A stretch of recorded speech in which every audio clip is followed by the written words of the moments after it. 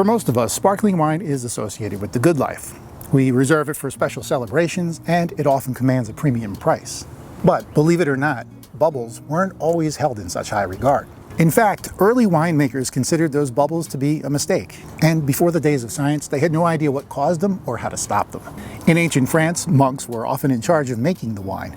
They wrote accounts of exploding bottles and popping corks in their cellars and called it le vin du diable, wine possessed by the devil himself. It would take several hundred more years for them to actually understand the process and how to harness it.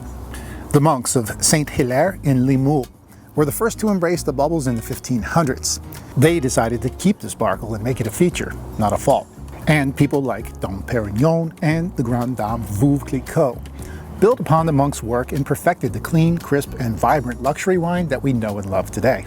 So, in honor of these pioneers, let's go to France and taste two moments in sparkling wine history. One from the region where it was first embraced, and then to the place where it became an art form.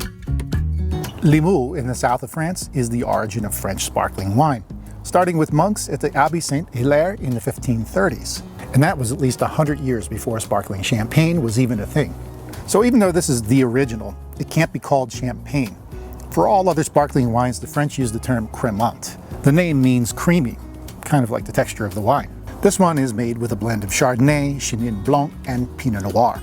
And it gets its soft, creamy texture from the traditional approach of fermenting the wine right in the bottle, just like the monks did 500 years ago. So Champagne and Crémant are produced to the same exact quality standards, but Crémant is often a better value because it's lesser known. This is a much more light and airy sparkler with subtle flavors of brioche and citrus, and 15 months of yeast aging give it this pretty buttercream flavor. It's the kind of sparkler you would want for breakfast, brunch, or light apps. English scones with some clotted cream and lemon curd would be perfect here. 300 years ago, before sparkling champagne existed, the Prié family started making wines in the hilly Côte de Bar region to the south of Rome. At the time, these wines were simply referred to as mountain wines, and they were still, meaning they had no bubbles, and typically rose-colored thanks to the Pinot Noir grape. Prié is what is known as grower champagne, meaning they're one of only about 10% of the 15,000 grape growers in Champagne who make wine from their own fruit. That means small production and unique offerings that you can't get from the big producers. Pinot Noir is still the top grape here, which makes for sparkling wines that are more intense, aromatic, and perfumed. You can actually see the copper color coming from that Pinot Noir grape. Now this champagne is made from a blend of reserve wines from 5 different vintages, so you get a very complex flavor profile.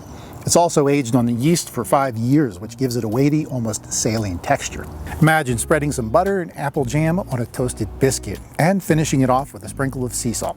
It's superb. Well, that's the quick sip on these two classic French sparklers, but if you want more information and if you want to taste with us in real time, be sure to get this set at WTSO.com and reserve a spot for our virtual tasting coming up in a few weeks. But wait, because there's more. I've got 2 very easy and delicious recipes that pair up perfectly with these wines, so if you plan on joining us for the live tasting, you're going to want to grab those so you can have something to nibble on as we taste. Be sure to pop on over to the next video and get those. I'll see you there. Cheers.